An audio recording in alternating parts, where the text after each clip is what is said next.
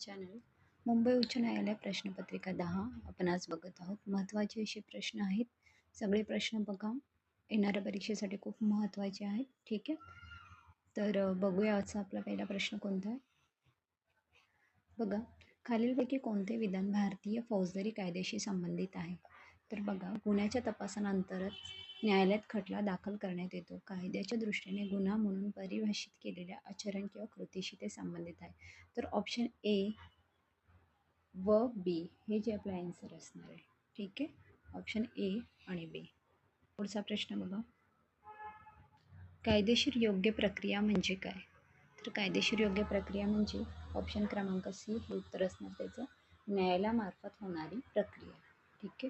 पुढचा प्रश्न बघा, भारताच्या सर्वोच्च न्यायालयाचे अधिकार क्षेत्र कोणाद्वारे वाढवले जाऊ शकतात.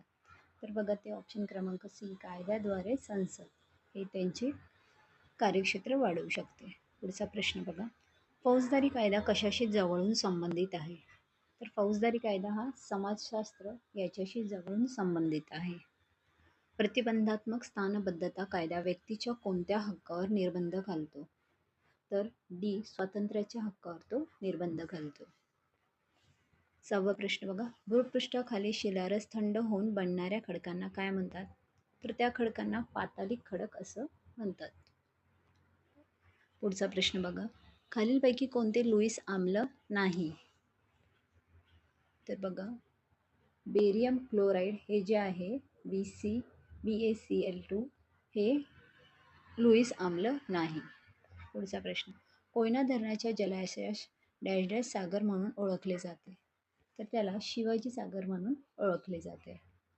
9वा प्रश्न, विद्यावाहिनी उपक्रम खालीलपैकी कशाशी संबंधित आहे. तर तो इनसॅट 3B याच्याशी संबंधित आहे. खालीलपैकी कोणती प्रोग्रॅमिंग लँग्वेज नाही. तर बघा, जावा पास्कल ह्या प्रोग्रॅमिंग लँग्वेज आहे, पण मायक्रोसॉफ्ट ऑफिस ही प्रोग्रॅमिंग लँग्वेज नाही आहे. ठीक आहे. तर अशाच प्रकारचे आपण डेली टेस्ट घेणार आहोत एक्झाम येऊपर्यंत. तर चॅनलवर नवीन असाल तर नक्की चॅनलला सबस्क्राईब करा. थँक्यू.